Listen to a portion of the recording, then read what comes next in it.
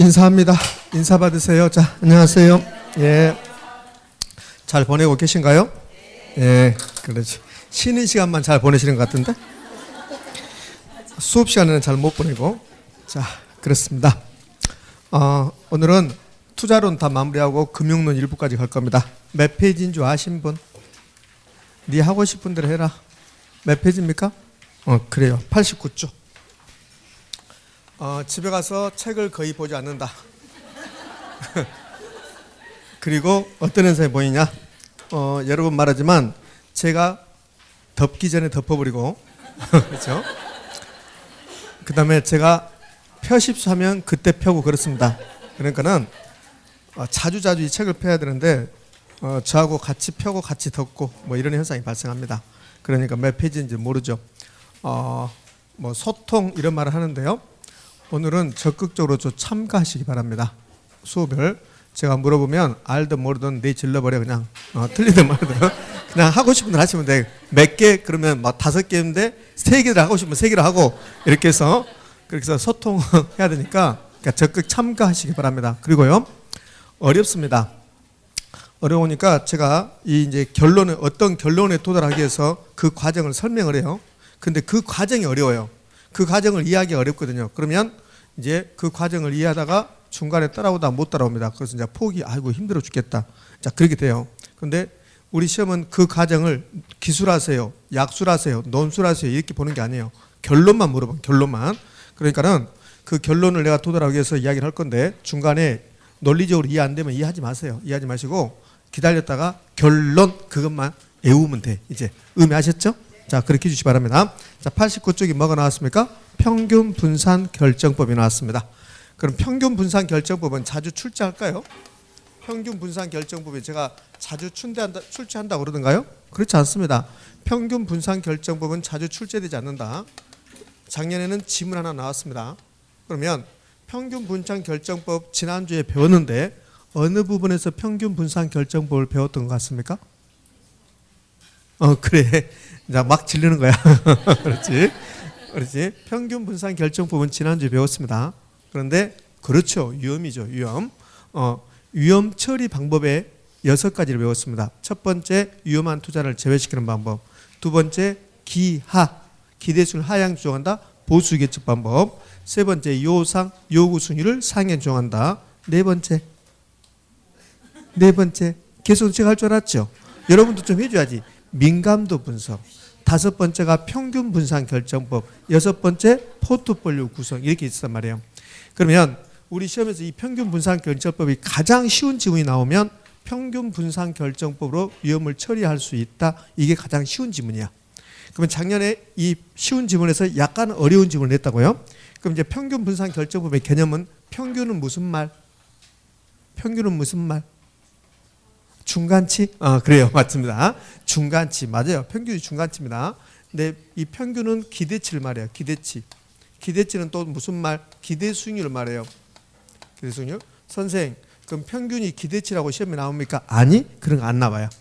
자, 우리 기대수익률을 구할 때, 포트폴리오 기대수익률을 구할 때, 포트폴리오 구성하는 A, B, C 부동산이 포트폴리오 구성했다. 그럼 구성 비율 40%, 40%, 20%. 그다음에 A 부동산의 기대수익률, B의 기대수익률, C의 기대수익률 가중평균한다. 이제 곱하고 다 했죠. 그걸 가중평균한다. 가중평균. 그래서 이 평균이라는 말 나오면 기대수익. 분산은 뭘 뜻할까? 흩어졌다. 그렇죠. 흩어졌다. 위험을 뜻합니다. 위험.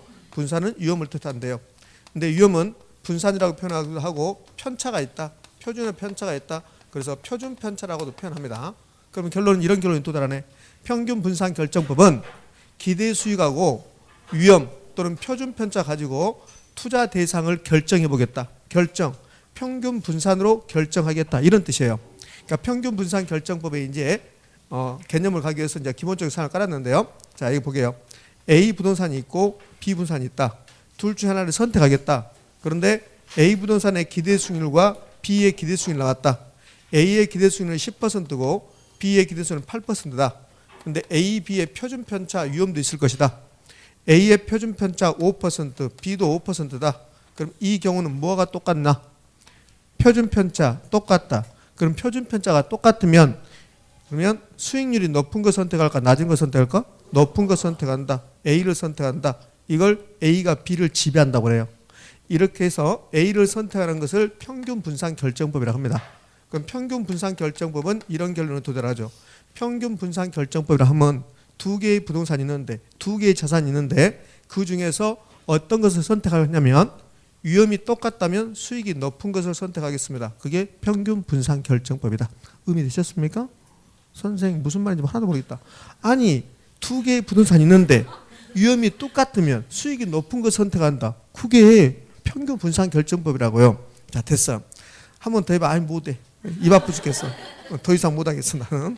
자 이번에는 A하고 B가 있는데 A하고 B가 기대 수익이 똑같대요. 10%로. 그러니까 기대치가 똑같은 거야. 평균이 똑같은 거야. 그럼 수익이 똑같으면 무엇 낮은 거? 위험 낮은 거 선택해야 되지. 그럼 A가 위험이 2%고 자 B가 위험이 5%다. 이런 경우는 두 부동산 A, B가 수익이 똑같다. 그러면 위험이 낮은 것을 선택한다. A를 선택한다. A가 B를 지배한다. 여기도 A를 선택한다. 이걸 평균 분산 결정법이라고 한다. 지금 제가 말하는 것은 이렇게 해서 나오잖아요. 이렇게 사례를 주는 경우는 드물고 사례를 주지 않고 지금 사례를 주는 것은 이론적으로 설명하기 위해서 그런 거죠. 그 평균 분산 결정법은 두 개의 부동산이 있는데 그 중에서 하나를 선택해보자. 그러면 위험이 똑같으면 수익이 높은 걸 선택하겠다. 자, 수익이 똑같으면 위험이 낮은 걸 선택하겠다. 그게 평균 분산 결정법입니다. 자, 의의로 갈까요? 의 1번 투자 자산의 기대 수익률 평균과 위험 표준 편차를 이용하여 우월한 투자안을 선택하는 투자 전략을 평균 분산 결정법 지배 원리라고 한다. 2번이 나오는 거죠. 이제 시험 지문에 동일한 수익률 하에서 낮은 위험을 선택하고 동일한 위험에서는 높은 수익을 선택하는 방법을 말한다. 평균 분산 결정법이라고 한다. 그러면 평균 분산 결정법 어떻게 위험을 처리할 것인가? 수익이 똑같으면 위험이 낮은 것 선택함으로써 위험을 처리할 수 있다. 되셨습니까? 이렇게.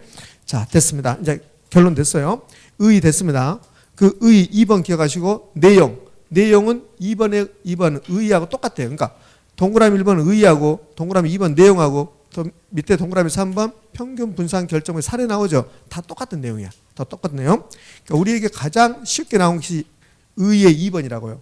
근데 거기 동그라미 2번 내용 나오죠. 그 내용 그렇게 나오면 약간 또 헷갈려요. 똑같은 말인데. 그럼 내용이 1번 볼까요?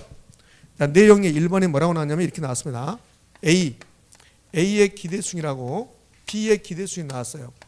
근데 A의 기대수익과 B의 기대수익 중에 어디가 더 큽니까? A의 기대수익이 더 크죠. 이렇게 됐습니다. 그런데 이어지는 말이 사실은 두 개로 나눠볼 수 있어요. 그러니까 이어지는 말은 이렇게 났잖아요. 뭐라고 했냐면 이어지는 말이 A의 표준 편차가 B의 표준 편차보다 같거나 작다. B의 표준 편차가 A의 표준 편차가 크거나 같다. 이렇게 나오잖아요. 그럼 이걸 두 개로 나눠볼 수 있죠. 여기 칠판 봐봐요. 자, 1번은 A의 기대 수익률이 B의 기대 수익률보다 더 높다. 이렇게 됐어요. 근데 그 다음에 표준 편차는 두 개로 나눌 수 있다고요. 표준 편차는 A의 표준 편차와 B의 표준 편차가 있는데 B의 표준 편차가 더 크다. 이 경우하고 A의 표준 편차와 B의 표준 편차가 같다. 이 경우하고 그러면 여기 봐봐요. 2번 봐봐요. A와 B의 표준 편차가 같대요. 뭐가 똑같아요? 위험이 같은 거죠. 그럼 수익은 A가 높은 거죠. 그럼 A를 선택한다, B를 선택한다. A를 선택한다는 소리야. 자, 여기 1번으로 가봐요. A와 B의 표준 편차를 봤더니 B의 표준 편차가 더 크대요. 위험은 B가 더 크답니다. 그럼 위험만 가지고 따지면 뭘 선택한다? A를 선택한다. 수익률로 와봐요. 수익률로 오면 A의 수익률이 더 크죠. 그럼 뭘 선택한다? A를 선택한다. 이 소리예요. 그러니까 여기 이렇게 와서 동그라미 1번도 A를 선택하고 이렇게 와서 동그라미 2번도 A를 선택한다.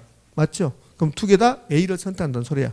그러니까 두 개 A, B 두 개의 위험을 봤더니 A가 B보다 위험이 작거나 같은데 기대 수익률이 A가 더 크다. 그럼 뭘 선택한다? A를 선택한다. 그 말이야. 그러니까 이렇게 나오면 좀 어렵게 나와요.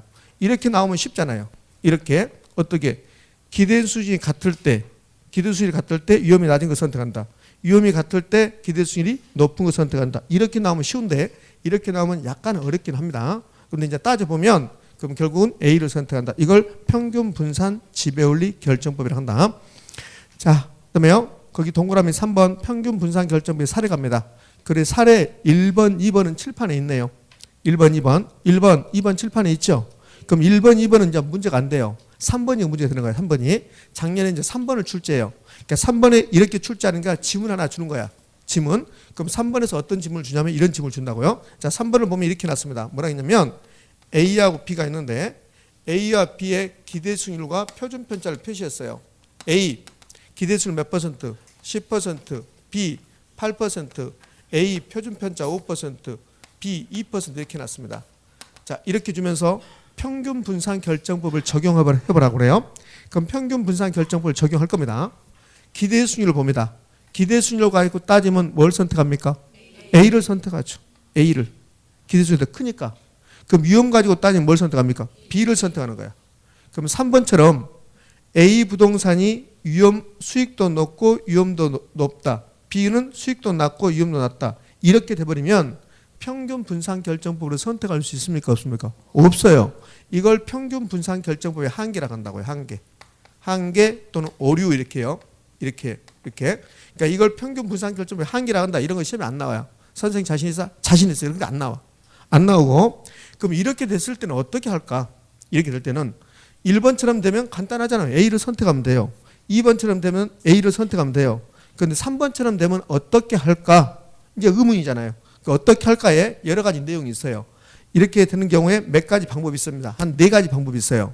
그럼 이렇게 해도 돼요. 이렇게 되면 3번처럼 되면 A를 선택할까 B를 선택할까 이거 고민스럽잖아요. 마치 어린이에게 엄마가 좋아 아빠가 좋아 그거 다 똑같은 거예요 지금. 그렇죠? 그럼 어린이 뭐라 그래요? 엄마도 좋고 아빠도 좋아요 이렇게 하잖아.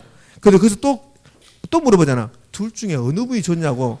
두 분 다 좋다니까요? 이렇게 하잖아. 심지어 어떤 애는 울어. 그렇게 물어보면. 그러잖아요. 그게 어린이들의 정서에 굉장히 안 좋은 거랍니다. 그게 굉장히 안 좋은 게 그거 하지 말아요. 심리학자들이 아동 심리학자들이 그런 말 물어보지 말았더라고. 그러니까 엄마가 좋니 아빠가 좋니 이렇게 물어보면 안 된대요. 엄마가 좋아 이것은 되는데 엄마가 좋니 아빠가 좋니 이거 안 되는데. 그러니까 개로이 좋냐 민법이 좋냐 이거 안 되는 거야. 그럼 안 되잖아 이렇게. 이해되셨죠? 그러면 자 이렇게 되면 그럼 A를 선택할 B를 선택할 고민스럽잖아요. 그럼 어떻게 하면 돼? A도 조금 B도 조금. 그게 뭡니까? 그게 포트폴리오야. 포트폴리오 그게 포트폴리오라고. 그럼 봐. 평균 분산 결정법으로 안 되면 포트폴리오 구성할 수 있다. 그게 시험 지문이에요. 우리 시험 지문. O입니까? X입니까? O. 봐요. 이거. 이렇게 되면 3번처럼 되면 평균 분산 결정법으로 안 되면 몇 가지 방법이 있다니까요. 한 4가지 방법이 있다고. 그 4가지 방법 중에서 포트폴리오 구성이 있단 말이에요. 포트폴리오 구성. 그러니까 어린애가 포트폴리오 구성한 거예요. 엄마도 좋고 아빠도 좋아요. 이게 포트폴리오 하는 거라고. 이게. 그럼 평균 분산 결정법으로 안 되면 포트폴리오 구성할 수 있다. OX. O. 그게 지문이라고. 시험 지문. 자, 하나 더. 자, 무슨 말인지 몰라요. 이게 작년 시험이 이렇게 나왔어요. 이렇게 안 되면 해결 방법에 이런 게 있어요. 해결 방법에 4번째가 포트폴리오라고 했잖아요. 자, 1번, 2번, 3번, 4번 했는데 4번째가 나는 포트폴리오 구성하려 한다. 이렇게요. 그래서 이런 질문이 나왔어요. 평균 분산 결정법의 한계를 극복하기 위해서 포트폴리오를 구성한다. OX. 그게 우리 시험 지문이었습니다. 이렇게 나온 적도 있어요. 봐봐요. 포트폴리오 한계를 극복하기 위해서 평균 분산 결정법을 적용한다. OX? X. 그건 반대로 하고 있잖아. 평균 분산 결정법 한계를 극복하기 위해서 포트폴리오 구성했단 말이에요. 그러니까 평균 분산 결정법으로 안 되니까 포트폴리오 구성이라는 논리가 나왔던 거야. 그런데 반대로 포트폴리오로 한계를 극복하기 위해서 평균 분산 결정법을 적용한다. 말도 안 되는 거지. 그러니까 그렇게 2번 나온 거야. 어떻게? 평균 분산 결정법으로 안 될 때 포트폴리오 구성할 수 있다. 옳은 말이야. 근데 포트폴리오 구성이 곤란하니까 평균 분산 결정법을 적용한다. 이것은 있을 수 없는 말이라고. 의미 되셨죠? 자, 그 다음에요. 여기 이 평균 분산 결정법의 한계를 극복하는 방법 중에서 뭐가 나오냐면 변이계수라는 게 나와요. 변이계수. 변이계수 이름부터 기분 나빠. 변이계수, 변동계수라고 나온다고요. 자, 아직 여러분들은 변이계수, 변동계수가 지금 무슨 뜻인지 몰라요. 모르는데 작년 시험 지문에 뭐라고 나왔냐면 제가 그러잖아요. 우리 시험 지문은 결론만 나온다고. 결론만. 그게 왜 그렇게 되는가 잘 안 물어본다고. 그러니까 왜 그렇게 되는 겁니까? 이거는 논술 시험이야. 근데 객관식 시험은 결론만 물어본다고요. 그러면 변이계수가 어떤 논리인지 몰라도 상관없어요. 그럼 볼래요? 작년 시험지문 뭐라고 나왔냐면 평균 분산 결정법의 한계를 극복하기 위해서 변이계수, 변동계수를 사용한다. OX. 오, 그게 작년 시험 지문이었어요. 무슨 말 됐죠? 그럼 볼래요? 평균 분산 결정법으로 안 되면 포트폴리오 구성할 수도 있다. 변이계수를 사용할 수도 있다. 그게 결론이야. 그럼 여러분 그것만 기억하시면 돼요. 그것만. 그러면 이제 좀 더 깊은 내용으로 가면 이제 변이계수가 무엇인가를 공부하셔야 되잖아요. 자, 변이계수가. 자, 여기서부터는 하기 싫으면 하지 마세요. 계산 문제 하고 그러니까. 자, 그래요? 그럼 변이계수가 뭔 뜻이냐면 이게 변이계수입니다. 변이계수는 이렇게 해요. 변이계수는 표준 편차를 뭘로 나눈 거냐면 기대수익으로 나눈 겁니다. 이걸 변이계수라고 그래요. 이걸 뭐라고 표현하냐면 이렇게 표현해요. 기대수익률 1단위당 위험도 그래요. 열심히 쓸 필요 없습니다. 책 다 있어요. 몇 페이지? 90페이지 다 있습니다. 근데 89페이지에 썼다면 그대로 두세요. 지우지 말고. 자, 90페이지 넘어가면 다 있어. 다 있으니까. 자, 90페이지 선생님 어디가 있는데? 예, 90페이지 사례 동그라미 3번 나오면 사례 나오고 그 밑으로 가면 양가로면 변이계수 사용 나오죠. 그 밑으로 가면 점선으로 돼서 변이계수 나와요. 변이계수 수익률 1단위당 위험도를 나타낸다. 즉 상대적 위험도의 크기를 나타낸다 하죠. 그다음에 계산식 평균 표준편차 평균이 기대수익률 표준편차 위에 분자 해놨죠. 어디 보는지 눈빛 보면 알아. 지금 위에 보고 있네. 지금 90페이지 위에 보고 있네. 90페이지 하단부에 있다. 하단부 됐습니까? 그러면 여기 봐요. 변이계수는 기대수익률 한 단위당 위험도다. 변이계수는 기대수익률 한 단위당 위험도다. 그럼 변이계수는 위험을 뜻한다. 수익을 뜻한다. 위험을 뜻한다. 되셨죠? 그러면 지금부터 이 변이계수를 구해볼 겁니다. 자, A, B의 변이계수를 구해볼 거예요. 자, A, B의 변이계수를 구하기 전에 이걸 한번 볼까요? 여기 봐요. 여기 다시 옵니다. A한테 갔습니다. A 너 기대수익률 몇이야? 10. 그럼 위험은 몇이야? 5. 그러면 너는 수익이 11대 위험이 5구나. 맞잖아요. 수익이 11대 위험이 5 맞잖아요. 그럼 A한테서 너 그러면 위험이 1이면 아니 수익이 1이면 위험 몇이야? 0.5지 바보야. 이렇게 하잖아요. 봐봐. 수익이 11대 위험이 5라며요. 그럼 수익이 하나면 위험은 몇이야? 0.5잖아요. 자, B한테 갔어요. B 너 수익 몇이야? 8. 위험은 몇이야? 2. 그러면 너는 수익이 1이면 위험은 몇이냐? 0.25지. 수익이 8일 때 위험이 2잖아요. 그럼 수익이 1일 때 0.5가 된다고요. 0.25가 된다고요. 이해 안 됩니까? 안 돼? 자, 아니 A한테 물어봤어. A야. 너 수익이 몇이냐? 10. 위험은 몇이냐? 5. 그럼 너는 수익이 하나면 위험이 몇일까? 0.5. B한테 갔습니다. 너 만약에 수익이 하나면 위험이 몇일까? 0.25가 돼요. 0.25. 자, 그러면 이게 다시 와요. 다시 와서 A의 변이계수를 구할 겁니다. A의 변이계수는 A의 기대수익률 몇 %? 10%. A의 표준편차 몇? 5%. 그럼 몇? 0.5. B한테 갔습니다. B의 기대수익률 8%. 위험 몇 %? 2%. 8분의 2, 4분의 1, 0.25.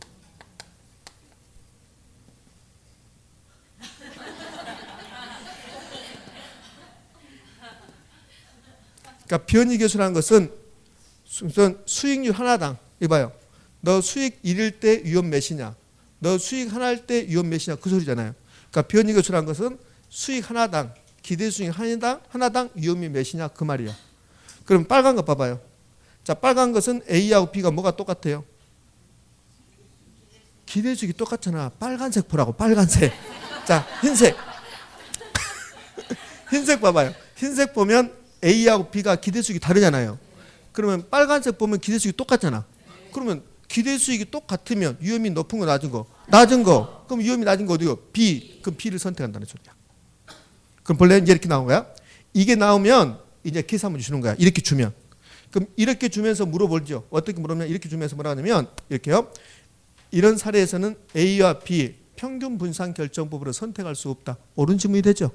맞잖아요. 평균 분산법을 선택할 수 없잖아요. 그럼 평균 분산을 선택할 수 없다. 이걸 주면서 이제 옳은 집은 틀린 집은 고르라 한단 말이에요. 1번 평균 분산 결정법으로 선택할 수 없다. 옳은 말.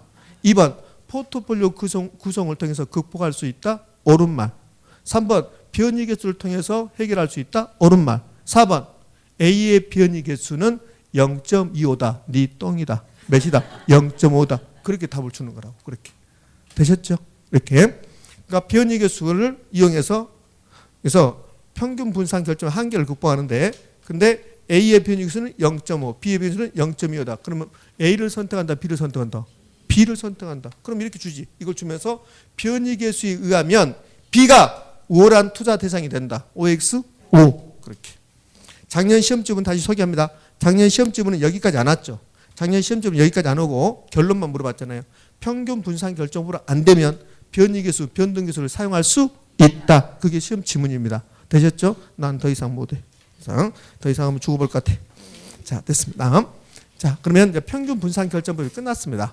그러니까 평균 분산 결정법에서 여러분 반드시 기억해야 될 거 개념. 평균 분산 결정법은 위험이 똑같으면 수익이 높은 거, 수익이 똑같으면 위험이 낮은 것 선택하는 투자 전략이다. 그렇게 안 되면 평균 분산 결정법으로 안 되면 포트폴리오 구성하거나 변이 개수, 변동 개수를 사용할 수 있다. 거기까지. 이제 포트폴리오로 갑니다. 그 옆 페이지. 몇 페이지? 91페이지. 포트폴리오. 포트폴리오는 총 5가지를 배울 건데 근데 여러분이 가장 좋아하는 것은 했습니다. 포트폴리오 5가지 중에서 여러분이 가장 좋아하는 건 뭘까? 포트폴리오 기대수익률 계산. 지난주에 포트폴리오 기대수익률 계산 했습니까? 안 했습니까? 어디 공부한지는 몰라도 했는가 안 했는가는 말해 주는데 그것도 안 해주시구만. 지난주에 했습니다. 자, 이제 91쪽 갑니다. 91쪽에 포트폴리오입니다. 그럼 첫 번째 포트폴리오의 개념. 분산 투자를 통해서 위험을 제거 감소시키는 투자 전략. 무슨 위험? 비체계적 위험. 비체계적 위험을 제거 감소시키는 투자 전략. 이걸 포트폴리오라고 한다. 자, 비체계적 위험 제거 감소다. 근데 체계적 위험 제거 감소라고 해서 한 7번 정도 나왔습니다. 체계적 위험 제거 감소 OX, X. 자, 머릿속에 무조건 입력. 의문을 갖지 마. 시험 문제에서 의문을 갖지 말고 여기 체계적 앞에 체계적 위험 앞에 무슨 말 나오든 체계적 위험 뒤에 무슨 말 나오든 체계적 위험 감소라고 나오면 무조건 X. 예전에는 그냥 체계적 위험을 감소시킨다 이렇게 단순하게 줬어요. 그러니까 다 맞춰버리니까 이 체계적 위험 앞에다가 미사여구를 깔아주는 거야. 체계적 위험 뒤에다가 미사여구를 깔아줘요.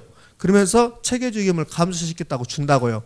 그러니까 어떤 미사여구가 나온다 하더라도 체계적 위험 감소가 나오면 무조건 틀린 말이야. 거기서 학자 되려고 하지 말라고요. 아마 이렇게 되면 체계적 위험이 감소할 수 있을 것이다. 그러지 말라고. 그러지 말고 체계적 위험 감소 나오면 무조건 X. 그럼 어떻게 주냐 이렇게 한다고요. 경기 변동, 인플레이션 위험, 이자율 변동 위험, 이러한 위험은 이게 체계적 위험이야. 이러한 위험은 지역별로, 유형별로, 용도별로 분산 투자를 통해서 제거할 수 있다 이렇게 준다고요. 그럼 이렇게 주냐? 체계적 위험을 용도별로, 지역별로 분산 투자를 통해서 체계적 위험을 감소시킬 수 있다 이렇게 줬잖아요. 그걸 생각하지 말라니까요. 무슨 용도별로, 지역별로 이것은 우리를 낚기 위해서 꼬시는 거라고. 체계적 위험 감소가 나왔잖아요. 무조건 틀린 말이야. 의미 아셨죠? 그러니까 체계적 위험 감소가 7번 나온다고. 7번. 무조건 틀린 말이야. 무조건. 체계적 위험 감소란 말이 있다 없다? 없다. 또 이렇게 해요. 어떻게 하냐면 또 속이는 겁니다. 상관계수가 마이너스 1이면 분산 투자 효과가 완전하기 때문에 여기까지 옳은 말이야. 따라서 체계적 위험을 감소시킨다. 그러면 생각하지. 아마 그럴 것 같아. 그러면 틀려버리는 거야. 앞에 무슨 말 나온다 하더라도 체계적 위험 감소 나오면 무조건 X. 의미 아셨죠? 자, 그게 포트폴리오에서 사실은 가장 중요한 말이야. 이렇게. 그럼 포트폴리오 개념 끝났습니다. 두 번째. 포트폴리오에서 가장 중요한 요소는 뭐냐면 위험이라는 요소입니다. 위험. 그래서 포트폴리오에서 위험을 배울 수밖에 없어요. 근데 위험은 지난주에도 배웠죠. 위험은 지난주에 배웠는데 어떻게 배웠습니까? 위험. 지난주에 위험을 이렇게 배웠잖아요. 사업상 위험, 금융적 위험, 유동성 위험, 인플레 위험, 법적 위험 이런 거 배웠잖아요. 근데 포트폴리오에서는 그러한 위험을 모두 총괄해서 총위험이라고 하고 이걸 또 두 개로 나눠요. 어떻게 나누냐면 체계적 위험이라는 게 있어요. 체계적 위험. 그다음에 비체계적 위험이라는 게 있습니다. 그럼 시험 문제에서는 체계적 위험과 비체계적 위험을 구별하십시오. 그게 예전의 시험 문제고 요즘은 체계적 위험과 비체계적 위험 구별하는 말은 잘 안 나와요. 잘 안 나오고 체계적 위험, 비체계적 위험을 이용해서 포트폴리오 구성했을 때 체계적 위험, 비체계적 위험을 제거할 수 있는가? 이제 이건 물어보는데 그런데 약간 바꿔서 물어보긴 해요. 그럼 체계적 위험은 뭔데? 우리나라 모든 부동산에 공통적으로 발생하는 위험을 체계적 위험이라고 그래요. 근데 그게 뭔데? 부동산 경기가 변동했습니다. 인플레이션이 발생합니다. 이자율이 변동했습니다. 이런 시장 상황의 변동, 시장 상황의 변동은 피해갈 수 없습니다. 그러니까 이런 것들을 무슨 위험이라 한다? 체계적임이라 한다. 그럼 여기 경기 변동, 인플레이션, 이자율 변동 이런 것을 시장의 힘, 시장의 힘에 의해서, 그러니까 시장의 변화로 인해서 발생하는 위험을 체계적 위험이라고 그래요. 근데 봐요. 체계적 위험을 제거 감소시킬 수 있다. 포트폴리오 구성을 통해서 체계적 위험을 제거 감소시킬 수 있다. OX, X. 근데 그걸 너무 많이 내다 보니까 이 체계적 위험이라는 말을 빼요. 빼고 나서 뭐라 하냐면 경기 변동에 따른 위험, 인플레 위험, 이자율 위험은 분산 투자를 통해서 어느 정도 제거할 수 있다. 이렇게 출제해. 어느 정도 이렇게 맞아. 어느 정도 이렇게 한다고. O다 X다. X 그렇게 출제한다고. 그럼 이 체계적 위험은 피할 수 있다 없다? 없다. 피할 수 없다. 이것도 헷갈려요. 시험장 가봐요. 피할 수 있다 없다 헷갈린다. 피할 수 없다. 체계적 위험이 피할 수 없나? 그래서 피할 수 있는 거 아닌가? 막 이렇게 헷갈린다고. 체계적 위험은 피할 수 없다. 그럼 비체계적 위험은 뭔데? 비체계적 위험은 체계적 위험과 반대야. 그러니까 비체계적 위험은 모든 부동산이 아니라 개별 부동산, 그 부동산에만 나타나요. 개별 부동산의 고유한 위험이야. 그래서 이런 시험을 출제했어요. 최근에 봐봐요. 개별 부동산에 의한 체계적 위험은 이렇게 했습니다. 개별 부동산에 의한 체계적 위험은 여기까지 읽어보고 그 뒤에 읽을 필요 있다 없다? 없다? 틀린 질문이 되니까. 개별 부동산에 의한 체계적 위험이란 맛 있을 수가 없지. 개별 부동산은 그럼 무슨 위험? 비체계적 위험. 자, 그게 뭔데? 우리 부동산은 옆에 부동산하고 소송 붙었어요. 우리 부동산은 근로자들이 파업을 해요. 우리 부동산은 영업 경비가 너무 많이 들어가요. 이런 것들을 비체계적 위험이라고 한다. 얘들은 분산 투자를 통해서 피할 수 있다 없다? 있다. 피할 수 있는 위험이다. 자, 됐습니다. 이렇게요. 자, 이제 위험은 다 끝났네요. 위험 끝났고 두 개를 더해서 뭐라고 합니까? 총위험이라고 합니다. 총위험. 두 개를 더해서. 이제 이 위험 배웠으면 이어지는 게 있죠. 포트폴리오 구성했습니다. 분산 투자했습니다. 포트폴리오 구성을 통해서 위험을 제거 감소시키는데 여기서 한 7가지 지문이 가능합니다. 자, 첫 번째 포트폴리오 구성을 통해서 비체계적 위험 감소라고 시험에 나왔습니다. O일까 X일까? O죠. 포트폴리오 구성을 통해서 비체계적 위험 0까지 감소라고 나왔습니다. OX, O. 그다음 뭐라 할까요? 포트폴리오 구성을 통해서 체계적 위험 감소 OX, X 있을 수 없죠. 예. 그다음에 네 번째는 뭘까? 체계적 위험 몇 가지? 0까지 감소 OX, X. 다섯 번째 뭐 하고 싶어요? 총위험. 포트폴리오 구성을 통해서 총위험 제거 감소 OX. 와, X 아니야. 아무 생각하지 말아요. O야, O. 총위험 감소시킬 수 있어. 자, 아까 X 하신 분이 지금 X에 크게. 자, 포트폴리오 구성을 통해서 총위험 0까지 감소 OX, X. 또 한다 그래 하겠다. 포트폴리오 구성을 통해서 여기다 뭐라 할래요? 마지막 총위험 나왔잖아요. 총위험 나왔네. 뭐라 할래요? 시험 끝날 때 할까? 아니 오늘 수업 끝날 때 그때 할까? 뭐 마지막에 모든 위험. 포트폴리오 구성을 통해서 모든 위험 감소 OX, X. 그렇지. 모든 위험은 감소되는 게 아니죠. 비체계적 위험만 감소되는 거죠. 자, 됐나요? 예, 됐어요. 자, 이제 포트폴리오 구성을 했으니까 포트폴리오 구성을 통한 분산 투자 효과를 분석합니다. 분산 투자 효과. 자, 분산 투자 효과. 포트폴리오 구성을 통해서 분산 투자 효과, 포트폴리오 효과, 그다음에 비체계적임을 제거 감소시키는 효과, 이걸 분산 투자 효과라고 그래요. 다른 말로 포트폴리오 효과라고 합니다. 91쪽 3번. 지금 책에 있는 순서대로 지금 1년 번호 1번, 2번 달아가고 있습니다. 자, 1번 개념, 2번 포트폴리오 위험, 3번 포트폴리오 효과. 요즘은 포트폴리오 효과에서 출제하고 있습니다. 포트폴리오 효과에서. 그럼 포트폴리오 효과 1번 분산 투자로 비체계적임을 감소시키는 효과를 말한다. 2번은 별로 의미 없고 3번 상관계수를 가지고 포트폴리오 분산 투자를 분석합니다. 그러니까 상관계수는 좀 이따 보기로 하고, 자, 뒤쪽으로 넘겨봅니다. 넘겨서요. 4번 몇 페이지? 92쪽이 4번 분산 투자 효과 비체계적임을 감소시키는 방법이 나왔죠. 1번, 2번, 3번은 암기하셔야 돼. 1번, 2번, 3번 암기. 이게 포트폴리오 분산 투자를 통해서 비체계점을 제거 감소시키는 방법입니다. 어느 경우에 분산 투자가 커질 것인가? 그 세 가지 경우에 분산 투자가 커진답니다. 자, 그러면 이제 칠판 주목합니다. 지금부터 포트폴리오 구성할 건데요. 분산 투자가 커지는 경우를 보자고요. 자, 포트폴리오 구성할 때 이렇게 구성해요. 어떻게 구성하냐면 내가 A 부동산하고 B 부동산, A 자산하고 B 자산 포트폴리오 구성했습니다. 그런데 A의 수익률이 높아졌더니 B의 수익률도 높아진답니다. 반대로 A의 수익률이 떨어지니까 B의 수익률도 떨어집니다. 이렇게 포트폴리오 구성할 수 있어요. 반면에 이거 반대로 할 수 있어요. A하고 B를 포트폴리오 구성하는데 A의 수익률이 높아지니까 B의 수익률은 떨어진대요. A의 수익률이 떨어지니까 B의 수익률은 높아진답니다. 이렇게 포트폴리오 구성할 수 있습니다. 그럼 1번 같은 경우는 수익률의 움직임이 같은 방향으로 포트폴리오 구성했습니다. 2번은 수익률의 움직임이 반대로 포트폴리오 구성했습니다. 의미하셨죠? 그럼 1번은 수익률의 변동 방향이 같은 방향, 다른 방향, 같은 방향. 이거는 수익률의 변동이 같은 방향입니다. 수익률의 변동이 동일 유사하다고 그래요. 동일 유사하다. 미쳤다. 왜 미쳤다 한지도 몰라. 자, 2번은 수익률의 변동이 뭐한다? 변동이 동일 유사하지 않다. 이렇게 했습니다.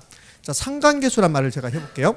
분산 투자가를 분석할 때 상관계수를 이야기하는데 상관계수는 포트폴리오 구성. 자, 상관계수의 뜻을 물어보지 않습니다. 우리 시험에서 상관계수 뜻을 물어보지 않아요. 그러면 상관계수가 뭐냐면 포트폴리오를 구성하는 자산들의 수익률의 방향을, 수익률이 움직이는 방향을 숫자로 만들어낸 거야.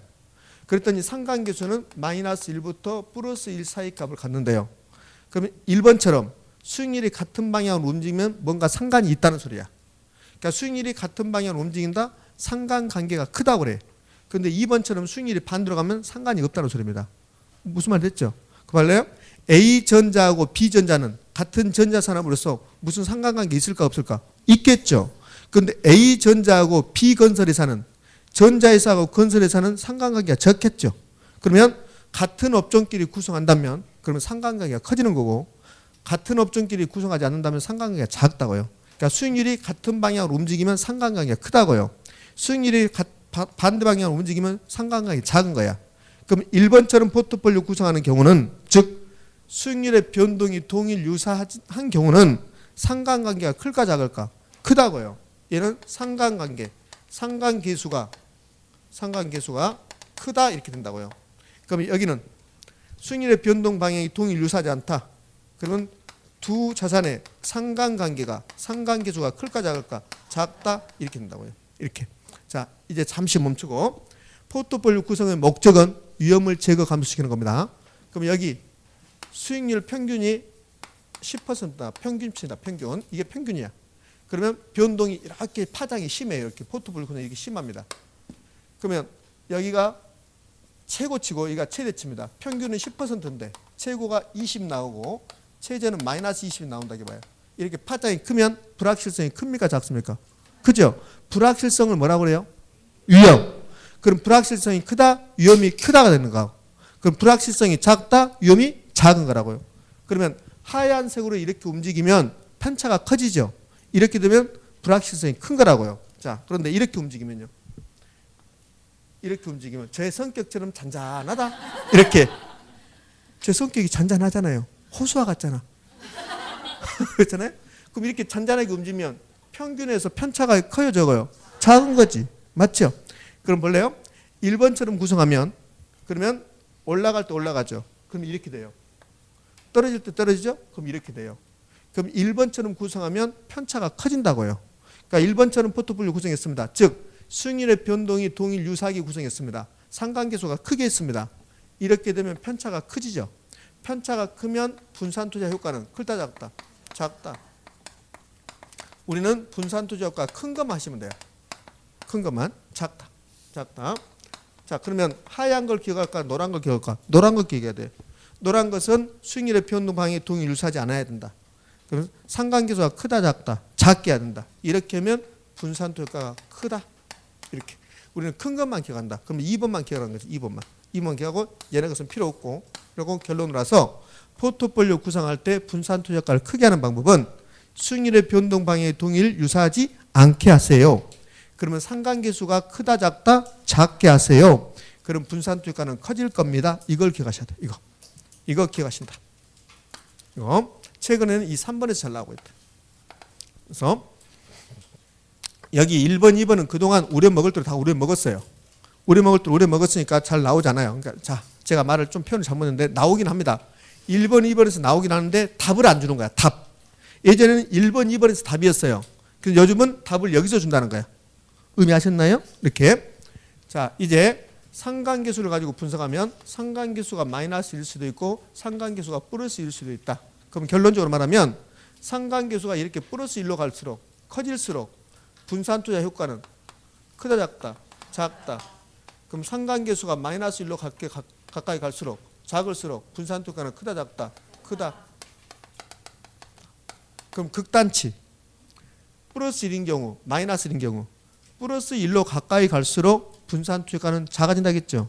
그럼 상관계수가 플러스 1이면 분산투자가 있다 없다? 없다. 이거 분산투자가 없다. 완전 양의 상관계 효과가 없다. 분산투자 효과는 없다. 근데 플러스 1이면 아니 마이너스 1이면 가장 작은 거죠. 분산투자가 가장 크다. 분산투자가 완전하다. 분산투자 효과가 완전하다. 그러면 효과가 완전하다 말은 분산투자가 완전하다 말은 무슨 의미를 가지고 있을까요? 비체계주의음을 0까지 줄인다. 이런 경우에 비체계주의음, 비체계적 위험 몇 가지? 0까지 감소시킨다. 까지 감소. 그런데 우리를 속인다. 어떻게? 상관계수가 마이너스 1이 되면 분산투자 효과가 완전하기 때문에 비체계적 위험과 총위험을 0까지 줄인다. 이렇게 줍니다. OX, X 또는 상관계수가 마이너스 1이면 체계적 위험 일부와 비체계적 위험을 제거 감소시킬 수 있다. OX, X 체계적 위험 또 일부라고 나니까 그럴 수도 있겠다. 이렇게 한다고. 그럼 무조건 X. 자, 의미 됐습니까? 예, 그러네. 자, 하나 더 할 겁니다. 여기 분산투자가를 크게 하는 방법 몇 가지 제시됐습니까? 두 가지. 하나, 둘. 분산투자가 크게 하는 방법. 수익률의 변동이 동일 유사하지 않게 하십시오. 이렇게. 상관계수를 작게 하십시오. 하나 더. 자산의 수. 구성 자산의 수. 포트폴리오 구성 자산의 수를 증가시키라. 그러면 분산투자가 커져요. 자산의 수를 증가시키면 증가시킬수록 분산투자는 커집니다. 근데 여기서 주의할 거. 자산의 수를 증가시킬수록 분산투자는 커지는데 만약에 자산의 수를 증가시켰어요. 증가시켰는데 수익률의 변동이 같은 방향으로 간다. 여기다 C를 증가시켰어요. C를 증가시켰는데 또 C도 수익률이 올라가고 여기도 떨어지고 이렇게 같은 방향으로 해버리면 그럼 분산투자가 있다 없다? 없다. 따라서 자산의 수를 증가시키면 분산투자가 커지는데 근데 어떻게 해야 된다? 자산의 수를 증가시킬 때 수익률의 변동이 다르게 해야 된다. 다르게. 그래서 이렇게 나와요. 자산의 수가 증가하면 포트폴리오 구성하는 자산의 수가 증가하면 분산투자가는 커지는데 그 이유는 포트폴리오 구성하는 자산의 수익률이 같은 방향으로 움직이기 때문이다. OX, X 반대로 다른 방향으로 움직이기 때문이다. 되셨습니까? 이렇게 이거 세 가지. 여기 상관계수는 부수적인 거고 여기 A, B 사례된 것은 별로 의미도 없고 자 볼까요? 분산투자가를 크게 하는 방법 수익률의 변동 방향이 동일 유사하지 않게 하세요. 상관계수를 작게 하세요. 그러니까 수익률의 변동 방향이 동일 유사하지 않게 한다. 상관계수를 작게 한다. 같은 말이에요. 같은 말. 그다음에 자산의 수를 증가시킨다. 감소시킨다. 증가시킨다. 자산의 수를 증가시킨다고 나오지 않고 이렇게 나왔어요. A 플러스 B에 C를 추가하면 A 플러스 B에 C를 추가하면 체계적 위험이 감소한다. 이렇게 냈습니다. OX, X, X C를 추가하면 분산투자가가 증가해요. 근데 체계적 위험이 감소하는 게 아니라 뭐다? 비체계적 위험이 감소한다. 의미 됐지요? 이렇게 또 이렇게 낸 적도 있습니다. 주식 채권에 부동산을 추가함으로써 분산투자가를 크게 할 수 있다. 주식 채권, 주식하고 채권을 포트폴리오 구성하고 있었어요. 그런데 부동산 하나 추가했습니다. 그럼으로써 위험을 제거 감소시킬 수 있다. OX, O. 그때는 무슨 위험일까? 비체계적 위험이다. 자, 그러면 포트폴리오 세 번째 끝났습니다. 자, 그 옆 페이지로 가요. 그 옆 페이지. 자, 그 옆 페이지로 가기 전에 제가 하나를 생략하고 갔네. 92쪽 다시 옵니다. 미안합니다. 왔다 갔다 하기 위해서 미안해요. 92쪽 사례 연습 바로 위에 양가로 4번 상관계수가 플러스 1이면 만약에 여러분들 상관계수가 플러스 1이면 분산투효가 있다 없다? 없다. 그럼 플러스 1만 아니라면 분산투효가 있다 없다? 있다. 그게 양가로 4번. 그럼 5번 똑같은 말. 상관계수가 0이랍니다. 0일지라도 분산투효가 있다 없다? 있다. 상관계수가 0이면 그럼 분산투효가 없다 이렇게 출제했거든요. 틀렸죠. 상관계수가 플러스 1일 때만 분산투효가 없다. 그럼 상관계수가 플러스 1이 아니라면 분산투효가 있다. 상관계수가 0일지라도 분산투효가는 있다. 되셨나요? 예, 됐어요. 자, 이제 93쪽으로 갑니다. 93쪽에 뭐가 나왔습니까? 최적의 포트폴리오 선택 나왔습니다. 제가 포트폴리오는 5가지 배운다고 했잖아요. 그러니까 1번, 2번, 3번 배웠습니다. 자, 네 번째가 최적의 포트폴리오고 다섯 번째가 포트폴리오 기대순위인데 지난주에 기대순위를 하면서 포트폴리오 기대순위를 배웠어요. 그러니까 그건 배운 거고 네 번째가 최적의 포트폴리오. 최적의 포트폴리오 보면 그림이 3개나 나와요. 93쪽에 그림 2개 나오고 94쪽에는 또 이상한 그림이 나와. 이상한 그림. 자, 그 그림이 이렇게 나오고 그러는데 최적의 포트폴리오를 지금부터 설명할 텐데요. 어려워요. 어렵습니다. 그러니까 어려운데 결론만 하시라고. 그 과정을 여러분 기억할 필요 없어요. 결론만. 그럼 결론은 93쪽에서 여러분 기억해야 될 게 몇 가지 되냐면 한 4가지 되네요. 거기 언더라인 친 부분 있죠. 93쪽에 언더라인 친 부분을 아무 이유 없이 나는 모르겠다. 논리적으로 아무것도 모르겠다. 그럼 나 이것만 외울란다. 그러면 돼요. 이것만 외울란다. 근데 설명은 제가 할게요. 설명하는데 나 도대체 무슨 설명인지 하나도 모르겠어. 그럼 짜증내지 마. 짜증내지 말고 이거 그냥 외워. 여러분 외우는 거 좋아하잖아. 외워 그러면. 외우면 되니까. 자, 일단 최적의 포트폴리오. 최적의 포트폴리오는 투자자의 무차별 곡선과 효율적성이 뭐하는 거? 접하는 거. 4번 나왔다고. 왜 접하는 곳이 최적의 포트폴리오냐 이런 거 안 물어봐요. 그러면서 최적의 포트폴리오는 무차별 곡선과 효율적 전선이 접하는 곳. 그럼 옳은 말이야. 그럼 접하는 곳이라고 하면 옳은 말이고 혹시라도 교차점이라고 나오면 틀린 말이고 그러면 돼요. 그러면 여러분 물어볼게요. 최적의 포트폴리오가 뭐래요? 최적의 포트폴리오가 뭡니까? 그래 상관없어. 몰라도 상관없어요. 최적의 포트폴리오가 뭔가 안 물어봐. 최적의 포트폴리오가 무슨 말인가 안 물어본다고요. 안 물어보고 선생님 그래도 중개사 공부했으니까 난 알고 싶은데 아니 몰라도 돼. 의뢰인이 왔을 때 최적의 포트폴리오 이야기하면 그 의뢰인이 안 좋아해. 그러니까 중개업을 할 때 너무 많이 알고 또 안 좋아. 중개인이 왔는데 그래요. 이 부동산 사서 평균 분산 결정으로 결정해볼까요? 막 이렇게 하면 좋아하겠냐고. 그러니까 최적의 포트폴리오가 무슨 말인지도 상관없다고. 없고 이해를 못하도 상관없어요. 결론은 접점. 그것만 하면 돼. 4번 나왔는데 한 번도 최적의 포트폴리오가 무슨 말인지 안 물어봤어요. 최적의 포트폴리오는 가장 좋은 포트폴리오가 최적의 포트폴리오야. 가장 좋은 거. 좀 있으면 뭐 알게 돼. 무슨 말인지. 자, 효율적 전선부터 가볼 겁니다. 이렇게 나오잖아요. 최적의 포트폴리오는 무차별 곡선과 효율적 전선의 접점이라고 하잖아요. 그럼 우리가 무차별 곡선이 뭔가 효율적 전선이 뭔가 알아야 되잖아요. 그래서 효율적 전선부터 나왔는데 이게 시간이 애매해. 이걸 다 설명하면 10분 넘어가면 그러면 여러분이 또 힘들어한다고. 45분이니까 55분 설명해버릴까? 쉬었다 해요? 쉬는 것을 엄청 좋아해. 자, 쉬었다 합니다.